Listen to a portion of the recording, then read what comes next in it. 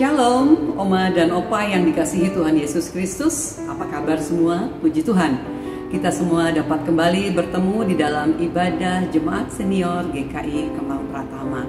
Saya percaya Bapak dan Ibu, Oma, Opa semuanya dalam kondisi yang baik, sehat, dan karena kita semua bersyukur, sukacita di dalam Tuhan, karena Tuhan selalu ada bersama dengan kita. Hari ini kita juga akan bersama-sama merayakan Hari Kartini bagi khususnya Oma dan juga ibu-ibu yang dikasihi Tuhan, karena Ibu Kartini lah yang mengajarkan kita untuk bersama-sama menunjukkan emansipasi kita, kesetaraan bersama dengan kaum pria.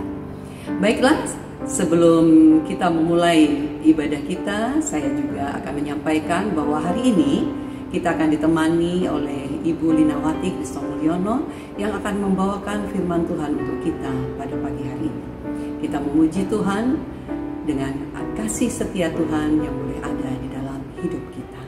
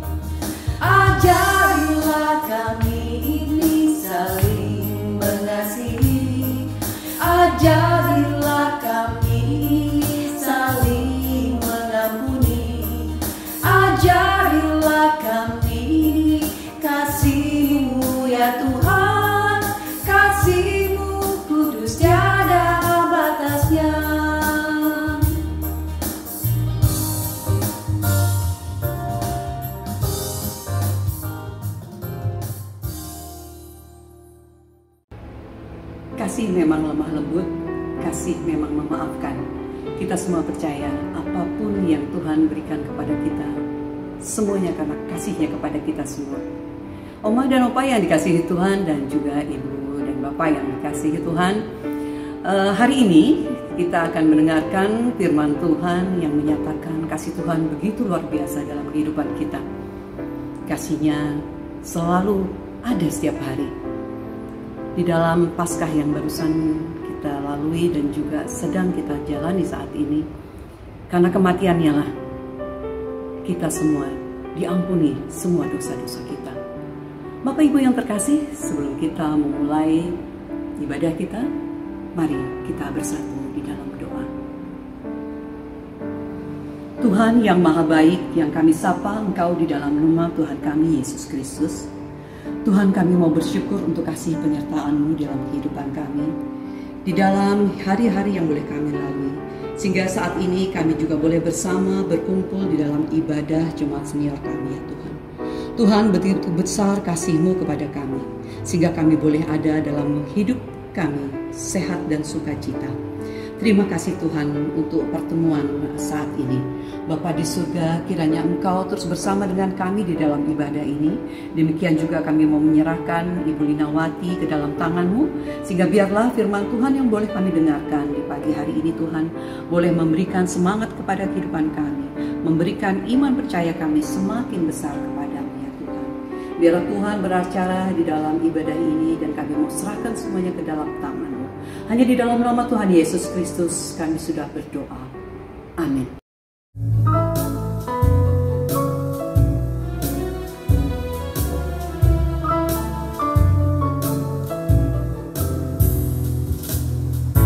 Kasih setiamu yang ku rasakan lebih tinggi dari langit biru.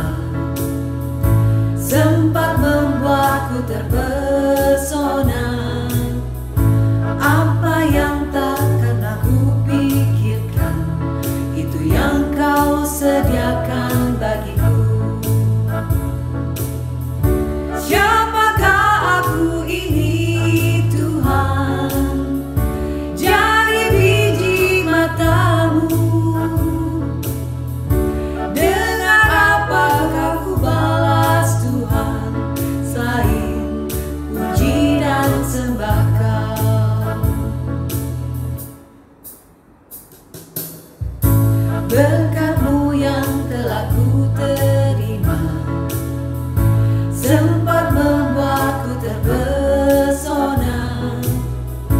Apa yang tak pernah ku pikirkan, itu yang Kau sediakan bagiku. Siapakah aku ini Tuhan? Jadi biji mata-Mu. Dengan apakah ku balas Tuhan selain puji dan sembah Kau, selain puji dan sembah Kau.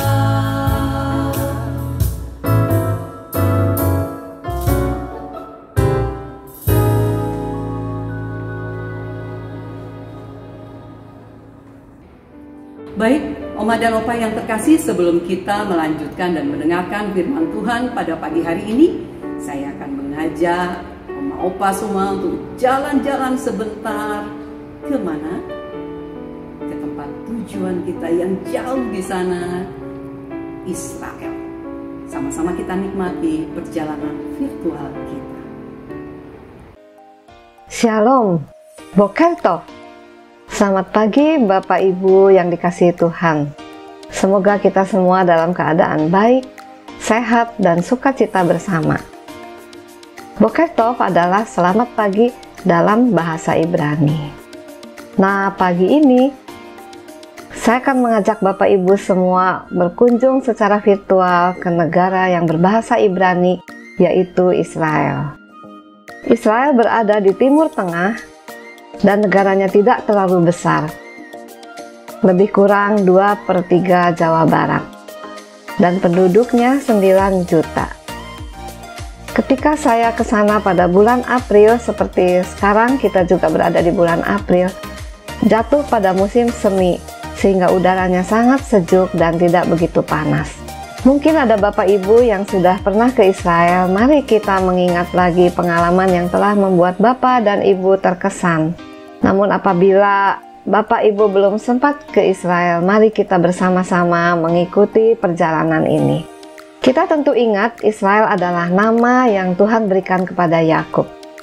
Dan bangsa Israel disebut Yahudi berasal dari nama Yehuda, anak Yakub, keturunan Abraham. Dari sinilah bangsa Israel berkembang hingga sekarang ini. Yesus dan para tokoh Alkitab hidup di Israel dan tercatat dalam sejarah. Mari Bapak Ibu, kita akan segera berangkat dari Jakarta menuju Israel. Karena Indonesia tidak memiliki hubungan diplomatik resmi dengan Israel, maka pesawat akan mendarat di kota Amman, Yordania. Setelah proses imigrasi selesai, dari Amman kita menuju Israel menggunakan bus. Perjalanan ini cukup lama, lebih kurang 15 jam, dan cukup melelahkan Bapak Ibu. Kita tiba di daerah Galilea. Kita akan mengunjungi tempat-tempat pelayanan Yesus. Pertama kita akan menuju kota Tiberias. Tiberias bukanlah nama gereja Bapak Ibu, tapi sebuah kota yang indah di tepi Danau Galilea. Dulu Yesus sering naik perahu dari Tiberias ke kota-kota lain untuk mengajar dan melayani. Pertama kali ia bertemu Petrus di Tiberias ini dan memanggil penjala ikan ini menjadi penjala manusia. Di sini pula Yesus menampakkan diri kepada murid-muridnya setelah ia bangkit. Kemudian sekarang kita akan ke Danau Galilea. Danau Galilea adalah danau air tawar yang cukup besar dan indah. Namun anginnya sangat kencang karena letaknya 200 meter di bawah permukaan laut dan dikelilingi oleh gunung-gunung. Di sini Yesus pernah menghentikan angin ribut ketika sedang naik perahu bersama dengan murid-muridnya. Perahu yang Yesus pakai bersama murid-muridnya sekarang sudah tidak ada.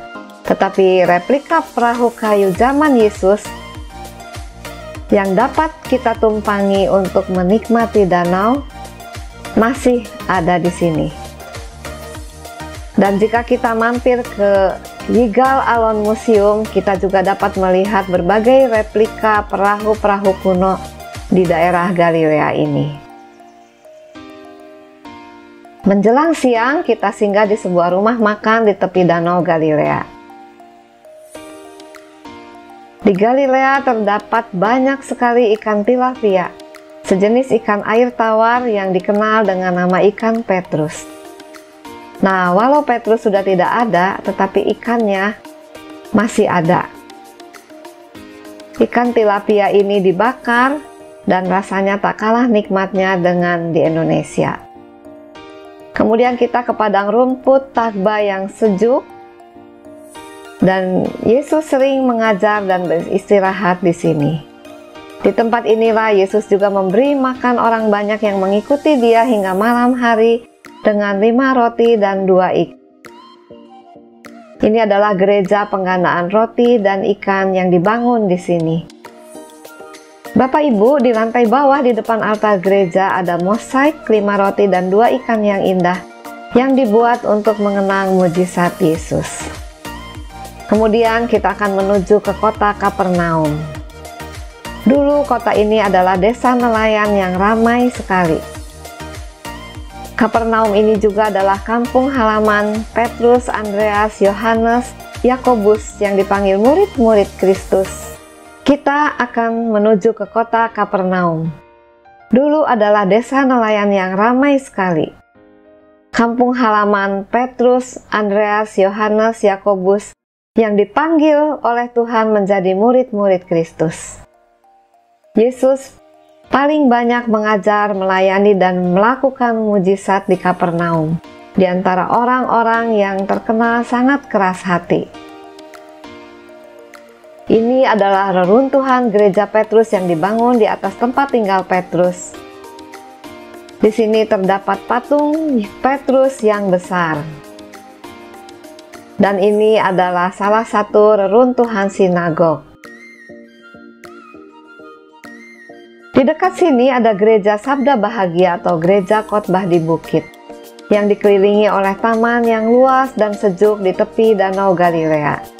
Indah sekali Bapak Ibu. Di bukit inilah Yesus menyampaikan ucapan bahagia yang tertulis dalam Matius pasal 5. Ini adalah suasana di dalam gereja. Kemudian kita akan singgah ke kota Kana. Di sini ada sebuah gereja untuk mengenang mujizat pertama Yesus. Masih ingatkah Bapak Ibu mujizat apa yang Yesus lakukan pertama kali? Benar, Yesus mengubah air menjadi anggur di kota Kana ini. Sekarang kita ke gereja Kabar Sukacita di kota Nazaret.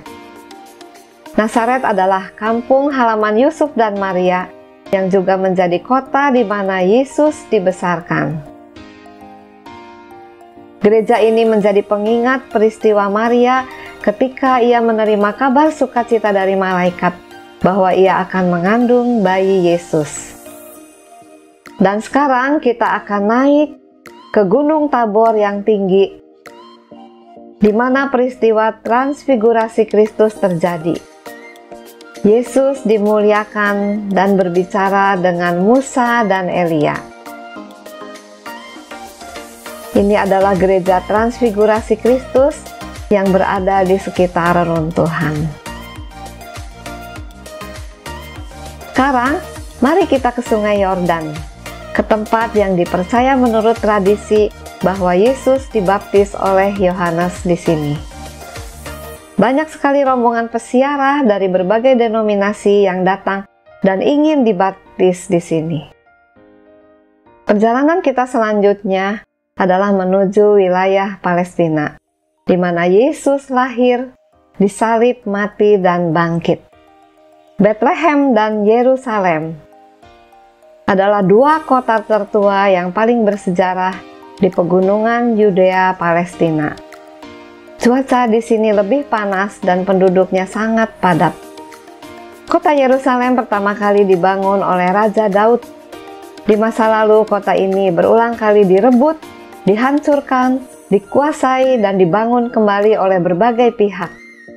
Dan di setiap tempat yang hancur atau reruntuhan, gereja-gereja dibangun untuk mengenang setiap peristiwa yang pernah terjadi. Kini, Yerusalem menjadi kota suci bagi 3 agama, yaitu Yudaisme, Kristen, dan Islam. Bapak Ibu terkasih, mari kita ke kota Bethlehem. Bethlehem mengingatkan kita akan Natal, peristiwa kelahiran Yesus. Menjelang Yesus lahir, Yusuf dan Maria pergi dari Nazaret ke Bethlehem karena Yusuf berasal dari keturunan Daud. Inilah gereja kelahiran Kristus, gereja tertua yang besar. Di bawahnya ada gua yang besar pula, tempat penitipan hewan-hewan atau disebut kandang binatang. Dan ini adalah bintang perak di lantai gua, menandai tempat kelahiran Kristus. Sekarang kita menuju ke gereja doa Bapa Kami atau gereja Paternoster. Doa Bapa Kami adalah doa yang Tuhan Yesus ajarkan kepada murid-muridnya dan telah diterjemahkan ke dalam 160 bahasa. Dan ini adalah tembok ratapan yang menjadi saksi sejarah bangsa Yahudi yang berulang kali jatuh ke tangan bangsa-bangsa lain selama lebih dari 2000 tahun. Tembok ini adalah sisa dinding bait suci, panjangnya 60 meter, dan sekarang ini menempel dengan Dome of the Rock. Hingga saat ini orang Yahudi masih menaikkan doa, merendahkan diri, memohon belas kasihan Tuhan. Banyak doa-doa yang ditulis, diselipkan ke dinding tembok ini. Pendoa laki-laki dan perempuan di sini tidak diperbolehkan berdoa bersama-sama. Karena itu di tengah diberi batas pemisah. Pendoa laki-laki juga harus menggunakan tutup kepala atau kippah. Suasana di foto ini masih sepi karena masih pagi. Dan ini adalah Dome of the Rock atau kubah batu. Bangunan dengan kubah yang berwarna keemasan ini berada di kompleks Masjid Al-Aqsa yang berkubah abu-abu. Letaknya persis di atas reruntuhan Bait Allah yang dibangun oleh Salomo dan Herodes. Waktu itu, saya menyempatkan diri untuk masuk ke dalam terowongan di bawahnya.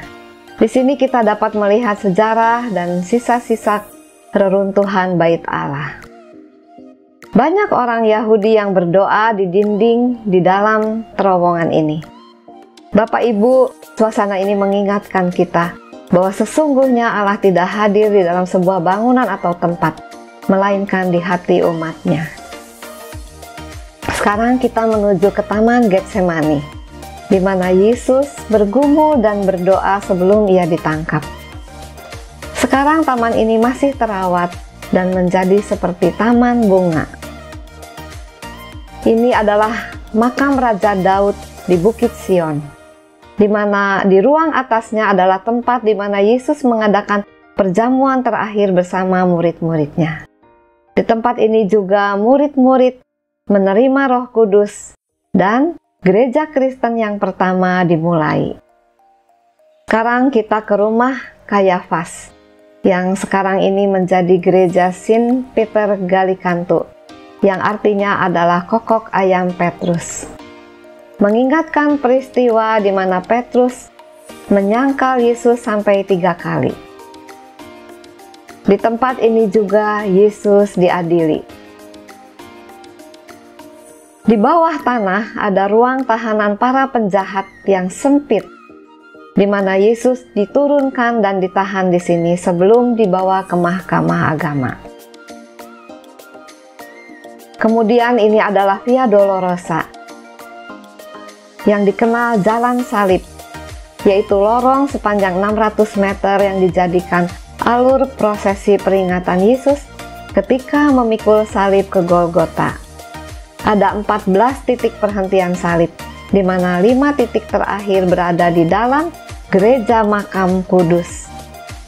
Ini adalah peziarah yang sedang berdoa di dalam gereja makam kudus. Kemudian kita menuju ke Bukit Tengkorak yang disebut juga Golgota atau Kalvari. Dari kejauhan, lekukan bebatuannya mirip dengan tengkorak. Letaknya sedikit di luar gerbang Yerusalem. Ini merupakan lokasi alternatif penyaliban Yesus. Dan ini adalah Garden Tomb atau kubur Yesus. Lokasi ini terletak di Taman Getsemani dan Golgota. Yesus sering mengajar dan bermalam bersama murid-muridnya di Bukit Zaitun. Di sini ada kapel tua, yaitu kapel kenaikan Yesus, di mana Yesus naik ke sorga dan berpisah dengan murid-muridnya. Nah, Bapak Ibu terkasih, perjalanan virtual kita ke Israel pagi ini telah selesai. Kita sudah berwisata bersama, melihat banyak sekali tempat yang bersejarah. Kita bersyukur karena melalui bangsa Israel, Allah mempunyai rencana yang indah bagi kita. Ia setia mengasihi umatnya, dan melalui Yesus Kristus yang lahir, mati, dan bangkit di tanah Israel, kita pun beroleh penebusan. Terima kasih Bapak Ibu semua. Lehitraut. Sampai jumpa. Bagaimana Oma Opa sekalian, Bapak dan Ibu yang dikasihi Tuhan? Luar biasa ya Israel. Kita semua sama-sama berdoa supaya kita bisa berangkat bareng-bareng ke Israel, supaya bisa menikmati dengan sungguh semua pengalaman dan juga perjalanan yang begitu luar biasa. Baiklah Oma dan Opa yang dikasihi Tuhan, sekarang kita akan mendengarkan firman Tuhan. Dan sebelumnya mari kita kembali memuji Tuhan.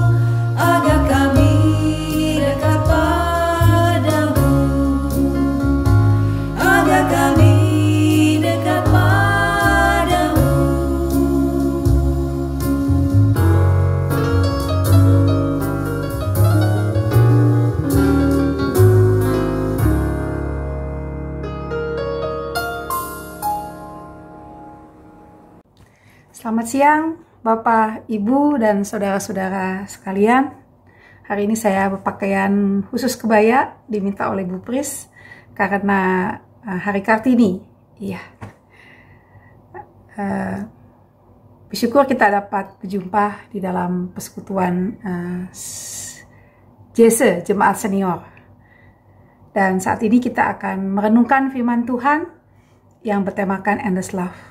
Mari kita berdoa, minta Tuhan menolong kita untuk mengerti, percaya akan firman-Nya. Mari kita berdoa. Tuhan, kami bersyukur untuk kesempatan bersama-sama belajar akan kebenaran firman-Mu. Dan kali ini kami mau belajar akan kebenaran firman-Mu tentang kasih yang kekal, kasih yang Engkau berikan kepada kami di dalam Kristus yang mati dan bangkit menebus dosa-dosa kami. Tuhan, terangilah hati dan pikiran kami, dan biarlah kiranya firman-Mu menyegarkan dan menguatkan hati kami. Dalam nama Yesus kami berdoa. Amin. Pembacaan firman Tuhan dari Yohanes 3 ayat 16, Yohanes 13 ayat 1, dan Yohanes 19 ayat 30. Saya bacakan. Yohanes 3 ayat 16.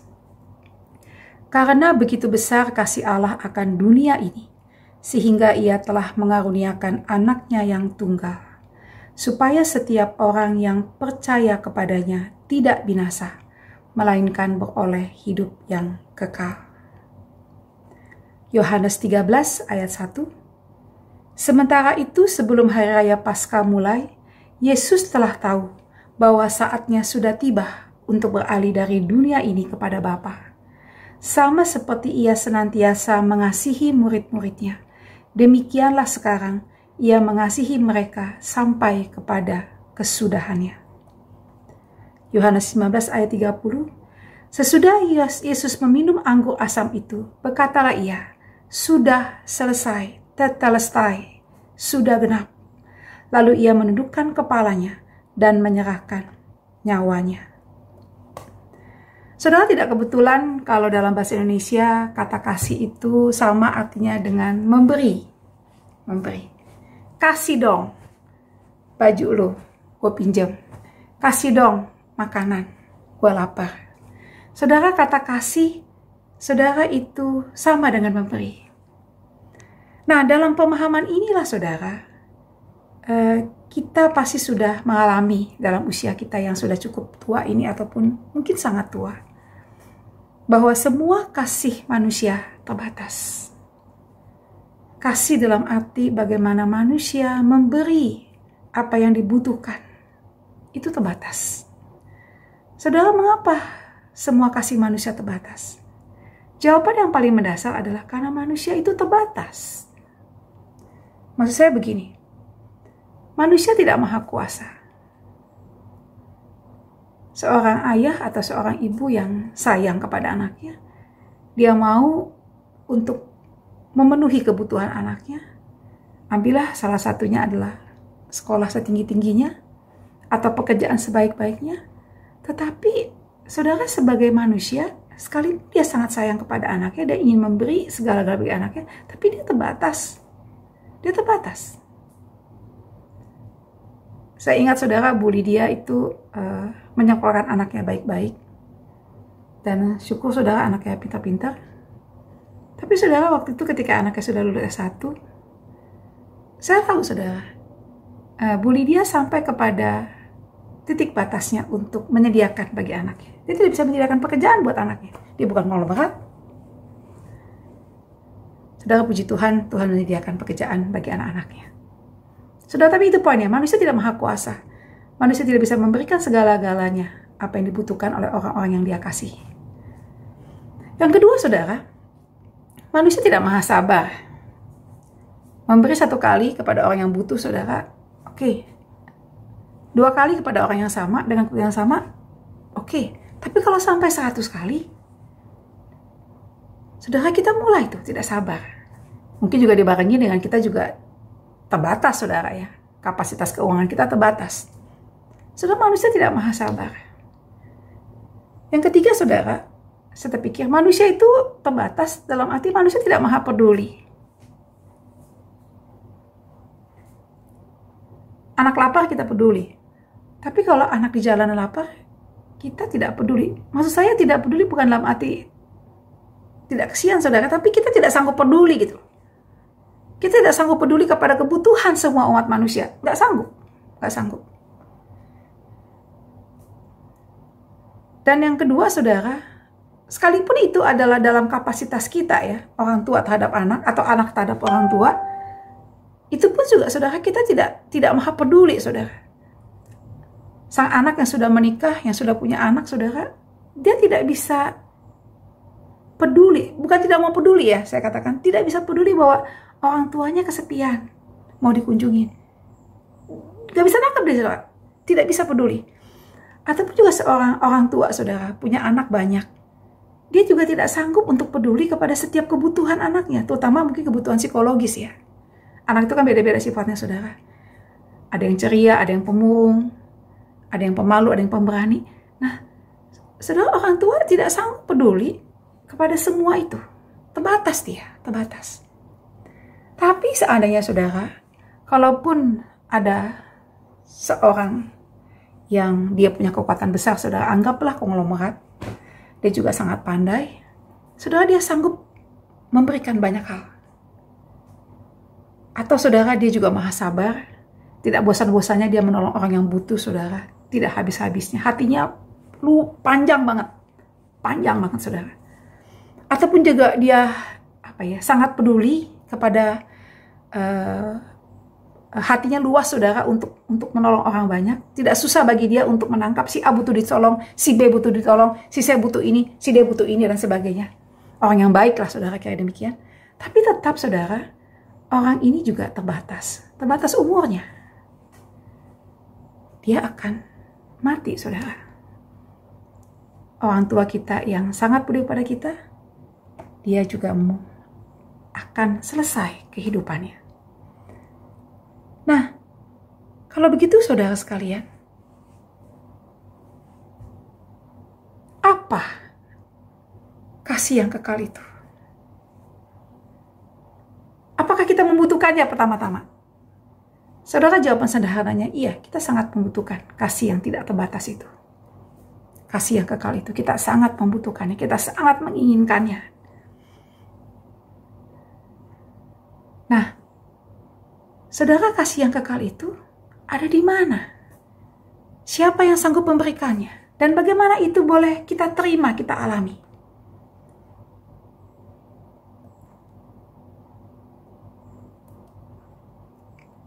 Saudara, hanya Allah yang maha kekal dan maha kasih yang dapat memberikan kasih kekal itu.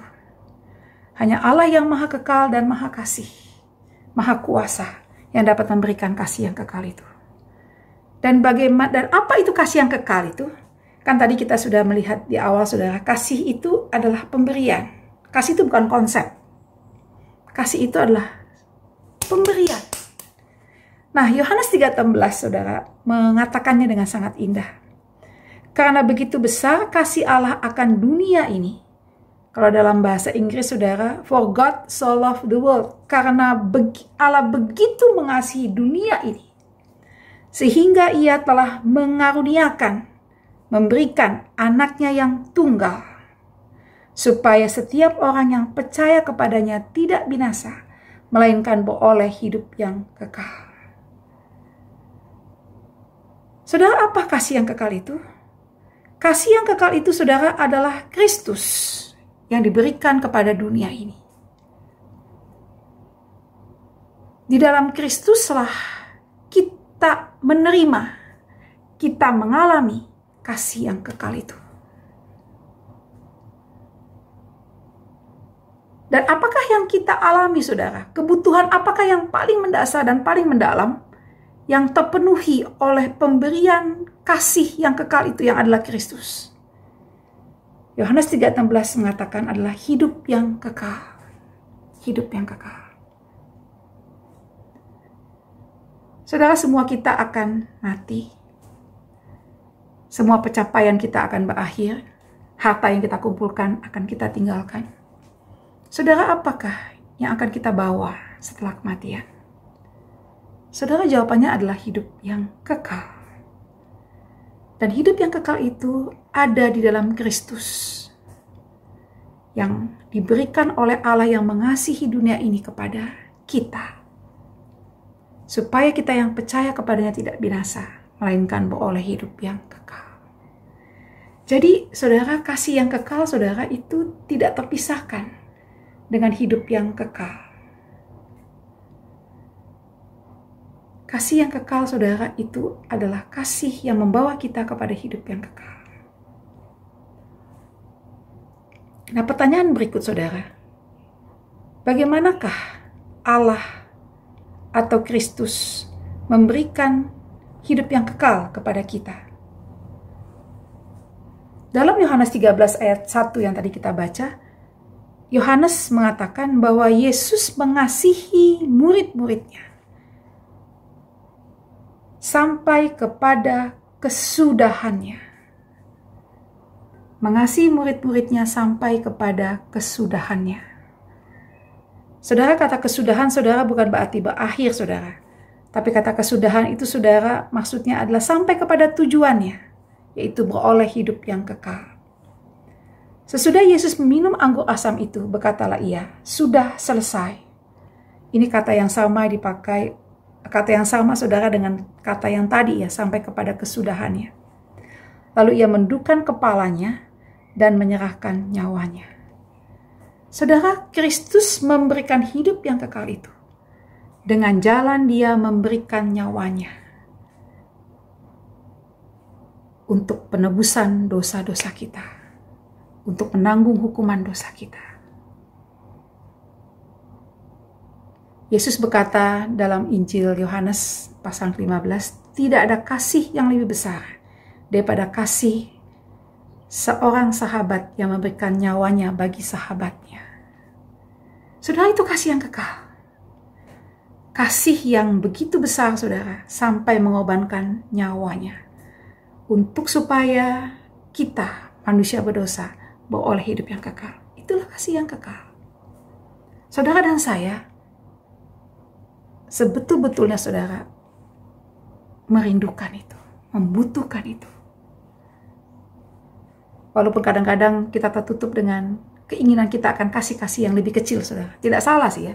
Kita ingin mengalami kasih-kasih yang kecil, kasih-kasih yang sementara. Tidak salah.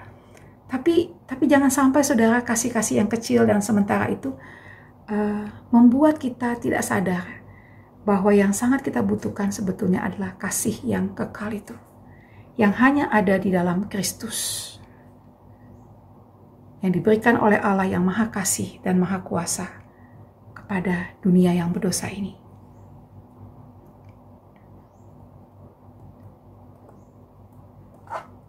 Saudara, pertanyaan berikut adalah, dapatkah kasih yang kekal di dalam Kristus ini?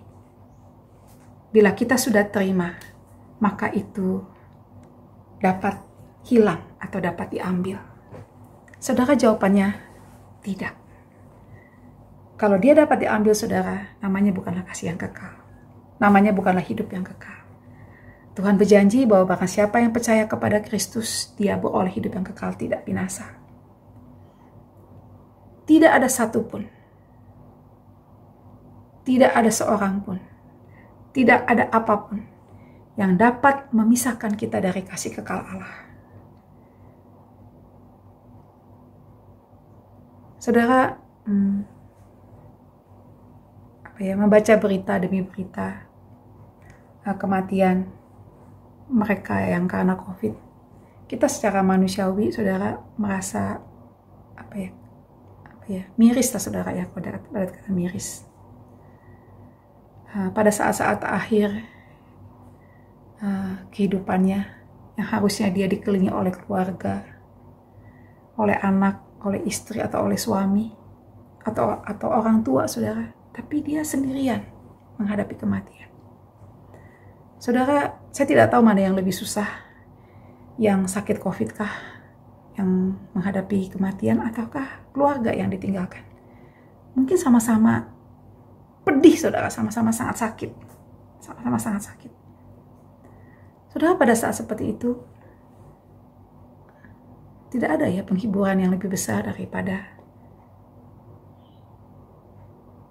iman, percaya bahwa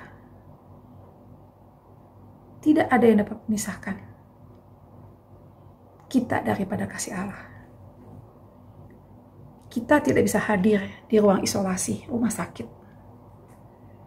Kita tidak bisa hadir di ruang ICU, tapi Tuhan bisa hadir di sana. Tuhan bisa menyatakan kasih-Nya. Tidak dihalangi oleh siapapun juga. Tidak dihalangi oleh tembok-tembok rumah sakit. Tidak dihalangi oleh virus. Saudara, itu Itu satu penghiburan yang besar, saudara. Bahwa kasih Allah yang kekal tidak bisa dipisahkan dari kita. Itu yang Paulus kumandangkan dalam Roma 8 ayat 37-39. Tetapi dalam semuanya itu, kita lebih daripada orang-orang yang menang oleh Dia yang telah mengasihi kita. Sebab aku yakin bahwa baik maut maupun hidup, baik malaikat-malaikat maupun pemerintah-pemerintah, baik yang ada sekarang maupun yang akan datang, atau kuasa-kuasa, baik yang di atas maupun yang di bawah, ataupun sesuatu makhluk lain, tidak akan dapat memisahkan kita dari kasih Allah yang ada di dalam Kristus Yesus Tuhan kita. Tidak ada satupun yang dapat memisahkan kita dari kasih Allah yang ada dalam Kristus Yesus Tuhan kita. Saudara, mari saudara kita pegang teguh kasih Allah yang kekal di dalam Kristus itu. Apapun yang kita hadapi, mari kita percaya dan kita minta, kita berdoa. Kasih yang kekal itu memenuhi hati kita. Dengan bagaimana, saudara? Dengan kita percaya pada Yesus. Dan kalaupun kita mau orang-orang yang kita kasihi, anak cucu kita, mengalami kasih yang kekal itu, doakan, beritakan Kristus kepada mereka. Tuhan berkata, barang siapa yang percaya kepadanya, beroleh hidup yang kekal, beroleh kasih yang kekal itu. Itulah yang sebetulnya paling mereka butuhkan. Waktu kita akan selesai untuk bersama-sama dengan anak cucu yang kita sayangi. Dan biarlah ketika waktu itu tiba, mereka tidak kehilangan arah hidup mereka. Karena kasih Allah yang kekal, yang mereka nikmati dalam kasih orang tua, sekarang menjadi kasih, atau sudah menjadi kasih yang tercurahkan dalam hati mereka, menghibur dan menguatkan mereka ketika kasih yang sementara itu berlalu, tapi kasih Allah yang kekal tinggal tetap. Amin. Mari kita berdoa.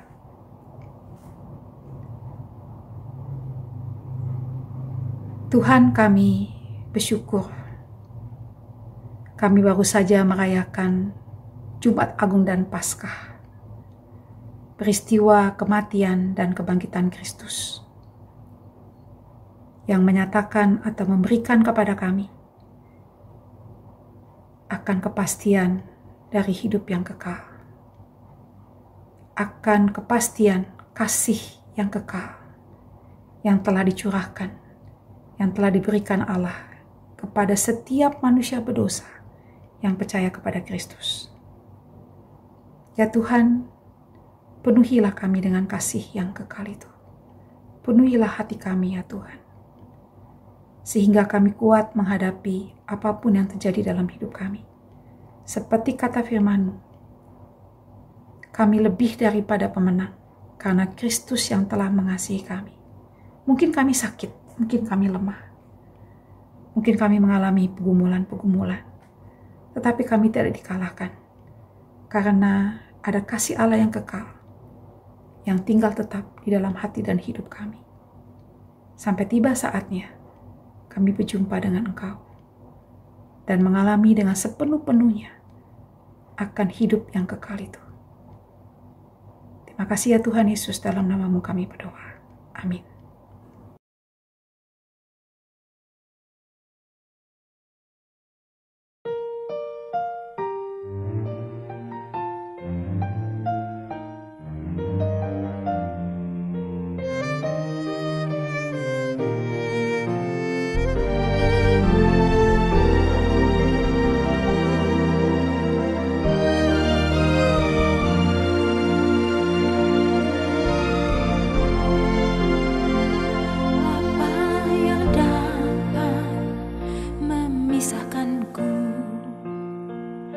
dari kasih-Mu Tuhan sahabatku.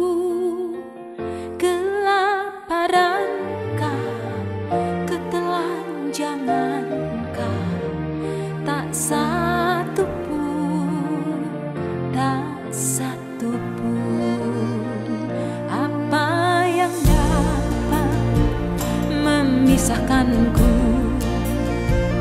dari kasih-Mu Tuhan sahabatku? Aniayakah, penderitaanKah, tak satu pun, tak satu pun. Tiada satu pun seperti Kau Yesus, Kau sahabat yang sejati. Dalam bahaya Kau menggendongku, Engkau Yesus sahabatku. Tuhan, ajar kami percaya kasih-Mu melebihi segala-galanya, melebihi pergumulan kami, bahkan melebihi penderitaan kami. Tidak ada satupun yang dapat memisahkan kami dari kasih-Mu. Apa yang dapat memisahkanku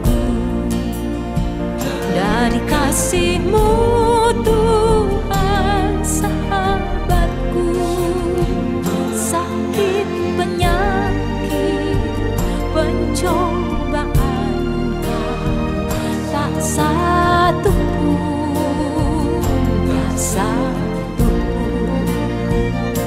Tiada satu pun seperti Kau Yesus, Kau sahabat yang sejati. Dalam bahaya Kau menggendongku, Engkau Yesus sahabatku. Tiada satu pun seperti Kau Yesus, Kau sahabat yang sejati. Dalam bahaya Kau menggendongku, Engkau Yesus sahabatku. Apa yang dapat memisahkanku dari kasih-Mu Tuhan sahabatku? Aniayakah, penderitaanKah, tak satu pun, tak satu pun, tak satu pun yang dapat pisahkan dari kasih-Mu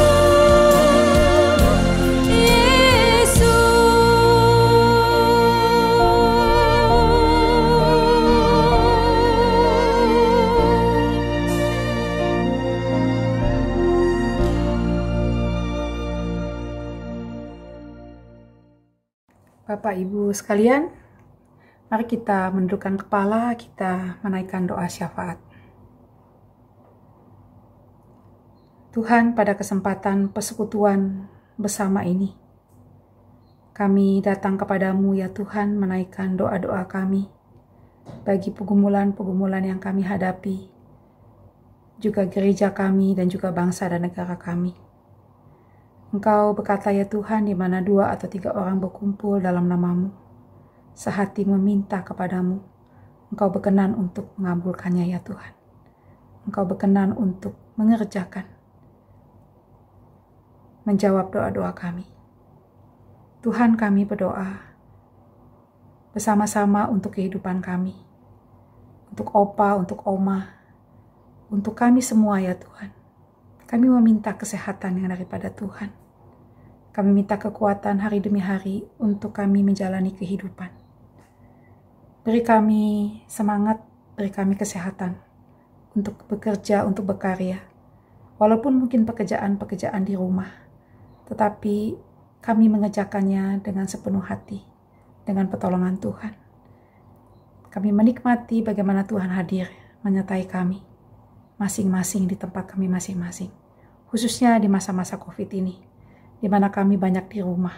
Kami tidak bertemu dengan teman-teman seiman di gereja, tapi kami mengalami bagaimana Tuhan hadir menyertai kami satu demi satu. Kami juga berdoa untuk anak cucu kami. Tuhan berkati kehidupan mereka. Pertama-tama kami meminta kiranya Tuhan membuka hati mereka, anak-anak muda ini, atau yang sedang sibuk bekerja, untuk hati mereka mengalami Kristus, mengalami kasih yang kekal itu. Hidup mereka tertuntun oleh Tuhan. Mereka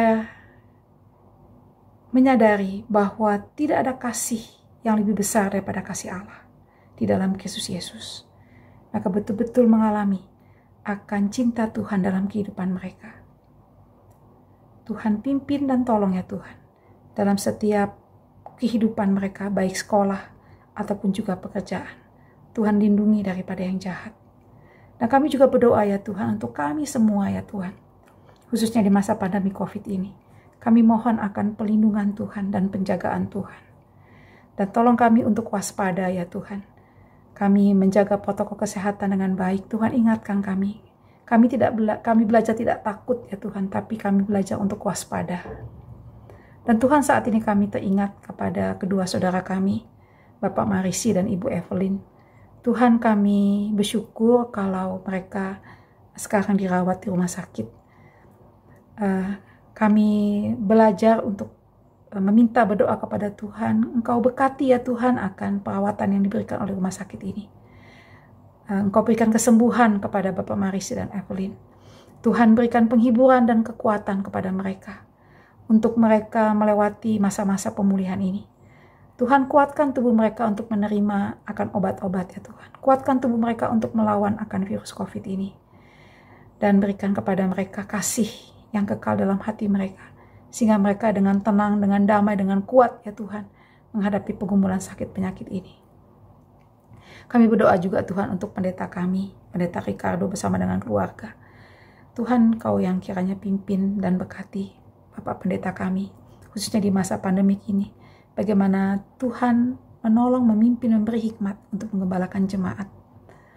Kami bersyukur untuk segala kasih, untuk segala perhatian yang Engkau curahkan melalui hamba-Mu ini kepada setiap jemaat ya Tuhan. Dan kami juga berdoa untuk para majelis. Tuhan juga kiranya yang pimpin dan berkati dan tolong. Bagaimana mereka juga dapat bersama-sama dengan Pendeta Ricardo menggembalakan jemaat ya Tuhan. Menyiapkan ibadah demi ibadah yang walaupun secara virtual tapi sungguh ya Tuhan, Engkau pakai itu untuk menguatkan hati umat. Dan Tuhan Yesus, kami juga mau berdoa untuk pergumulan bangsa dan negara kami, baik terkait dengan pandemi COVID ini. Tuhan, menghadapi puasa dan lebaran nanti, beri hikmat dan kebijakan kepada pemerintah kami dan juga kepada rakyat ya Tuhan. Bagaimana menjaga diri dengan sebaik-baiknya, supaya tidak lagi terjadi ya Tuhan lonjakan tertularnya COVID ini ya Tuhan. Tolong ya Tuhan, kasihani ya Tuhan. Beri kepada setiap rakyat kami ya Tuhan kewaspadaan bahwa penyakit ini sungguh berbahaya, khususnya kepada yang tua ya Tuhan. Mereka berhati-hati. Kalaupun mereka harus pulang ya Tuhan, mereka berhati-hati. Tuhan, pimpin dan tolonglah ya Tuhan. Dan kami juga berdoa ya Tuhan untuk keamanan negeri kami. Kiranya Tuhan juga yang menjaga dan melindungi. Terima kasih Tuhan Yesus. Dalam nama-Mu kami berdoa. Amin. Firman Tuhan sudah kita dengarkan. Kasih-Nya tidak berkesudahan. Saat ini kita akan bersama-sama menyatakan syukur dengan memberikan persembahan syukur kita sesuai dengan firman Tuhan yang terambil dari Efesus 1 ayatnya yang ketiga.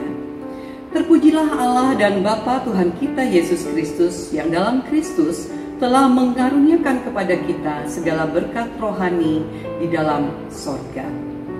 Kita akan memberikan persembahan kita sambil memuji Tuhan dengan lagu Sungguh Ku Bangga Bapa. Sungguh ku bangga Bapa, punya Allah seperti Engkau. Sungguh ku bangga Yesus, atas segala pengorbananmu.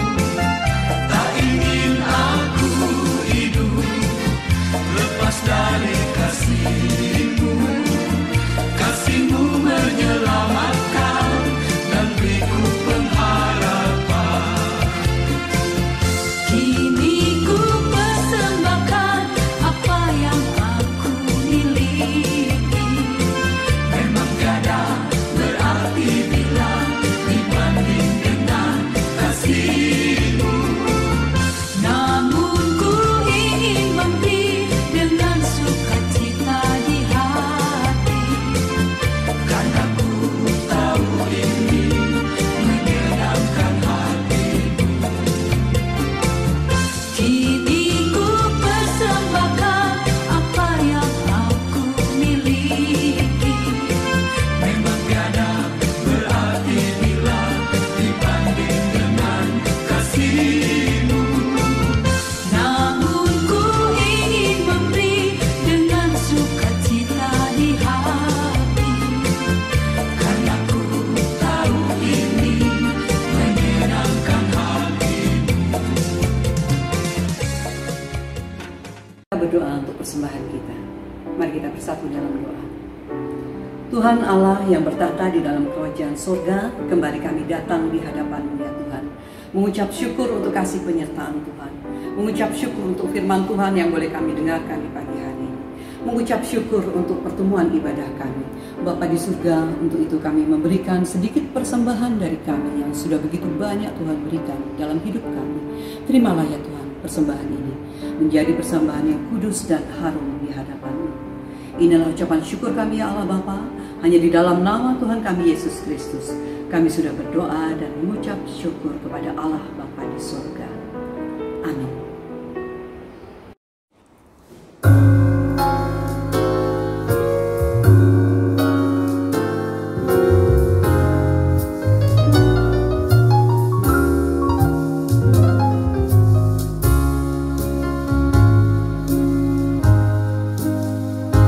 Andaikan aku lakukan yang luhur mulia, jika tanpa kasih cinta hamba tak berguna. Ajarilah kami bahasa cinta-Mu, agar kami dekat padamu ya Tuhanku.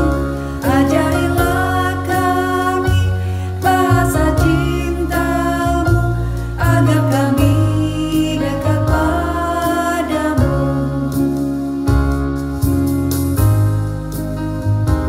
Andaikan aku fahami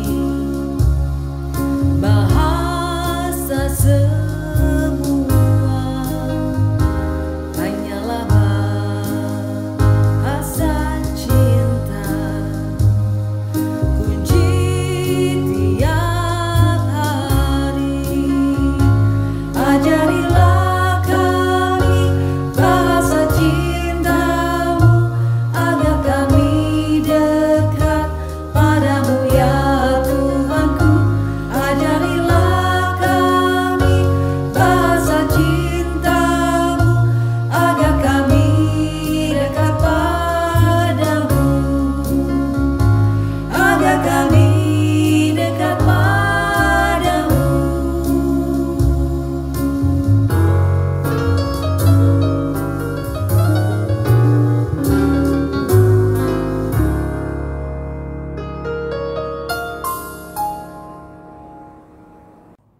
Kita akan mengakhiri persekutuan kita siang ini dengan doa Bapa kami dan doa berkat. Mari kita berdoa.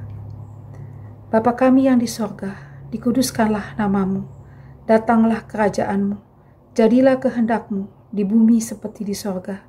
Berikanlah kami pada hari ini makanan kami yang secukupnya, dan ampunilah kami akan kesalahan kami, seperti kami juga mengampuni orang yang bersalah kepada kami. Dan janganlah membawa kami ke dalam cobaan, tapi lepaskanlah kami daripada yang jahat, karena Engkaulah yang empunya kerajaan dan kuasa dan kemuliaan sampai selama-lamanya. Amin. Terimalah berkat Tuhan.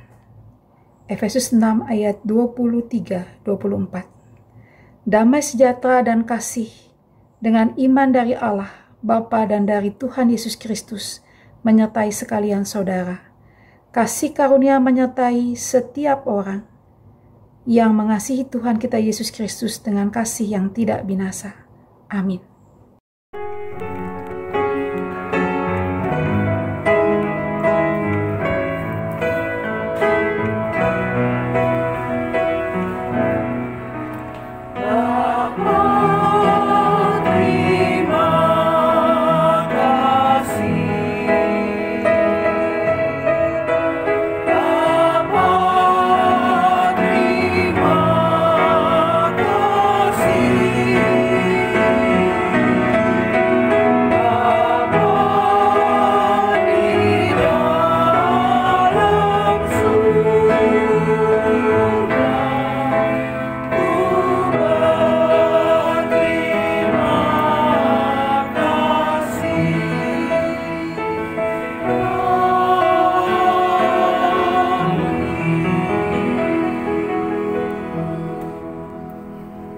Demikianlah pertemuan dalam ibadah kita pada pagi hari ini.